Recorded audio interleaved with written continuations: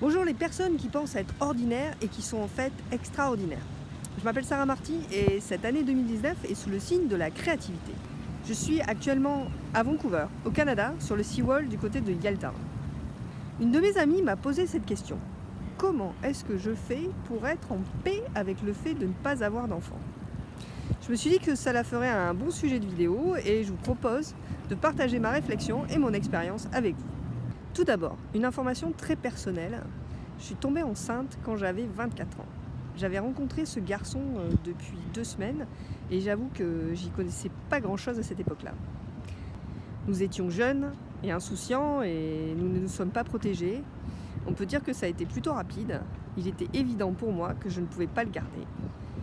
Je ne savais même pas ce que j'allais faire la semaine prochaine ou le mois prochain, ce que j'allais faire dans ma vie encore moins. Je n'avais pas de travail, lui non plus, il était encore étudiant.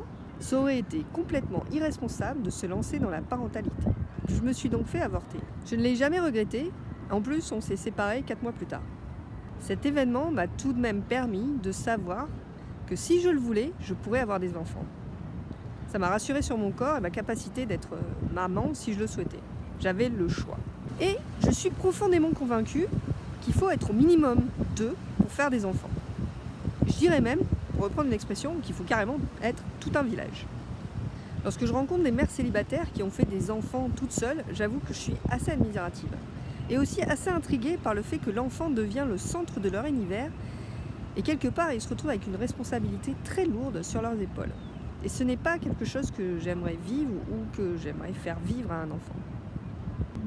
Je pense aussi que j'ai eu beaucoup de chance de ne pas avoir de pression de la part de ma famille.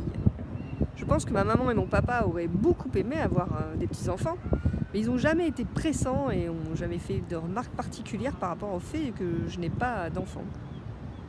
En plus, ma démarche de ces dernières années m'amène à me laisser porter par le flot de l'univers. Et oui, ce fameux flot, ce destin qui a quelque part tout prévu pour nous et qui nous apporte ce dont nous avons besoin.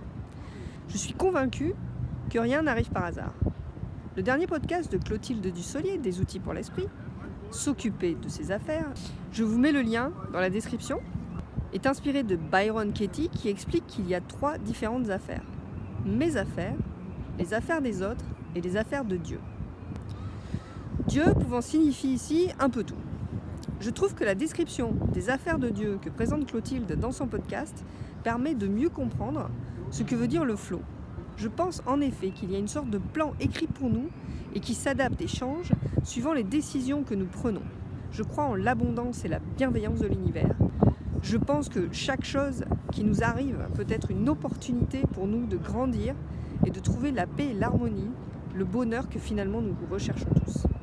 Et le fait de croire que l'univers a ses affaires, son propre agenda en quelque sorte, cela offre la possibilité de lâcher prise et d'accepter de faire confiance à l'univers, qui nous apportera tout ce dont nous avons besoin. Si ce sont des enfants dont nous avons besoin, eh bien nous aurons des enfants. Si c'est le fait de ne pas avoir d'enfants dont nous avons besoin, eh bien on pourra essayer tout ce qu'on veut, on ne pourra pas avoir d'enfants.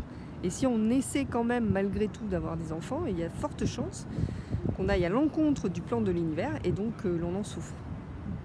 Je n'ai aucun regret, j'ai vécu beaucoup de choses extraordinaires dans ma vie. On pourrait même dire que j'ai vécu plusieurs vies. Mais malgré tout, les enfants n'ont pas l'air de faire partie de cette vie. Je ne peux pas vraiment imaginer le bonheur que ça peut être d'être parent, car c'est quelque chose que je n'ai pas vécu. C'est sûrement beaucoup de joie, de spontanéité, de bonheur, de voir ces petits êtres qui s'éveillent à la vie, l'amour qu'ils peuvent avoir pour nous, le fait d'être le centre de leur univers. Et en même temps, j'ai aussi tellement entendu mes amies me dire qu'elles étaient épuisées, qu'elles n'en pouvaient plus, qu'elles aimaient leur enfant, mais que c'était aussi tellement dur, qu'elles avaient une responsabilité énorme, qu'elles s'inquiétaient tout le temps, qu'elles n'avaient pas une minute de repos. Et puis plus le temps passe, plus j'observe autour de moi mes amis avec des enfants, plus je prends conscience de ce que ça implique, la responsabilité, les compromis, la fatigue et toutes ces choses que quand on est jeune, on n'a pas vraiment conscience. Alors voilà, c'est un peu toutes ces raisons qui font que je suis en paix avec le fait de ne pas avoir d'enfant. Je ne sais pas si ce témoignage va vous aider dans votre réflexion par rapport aux enfants. N'hésitez pas à réagir dans les commentaires ci-dessous. Et puis je vous souhaite beaucoup de bonheur. Et je vous dis à ciao, à bientôt pour une prochaine vidéo.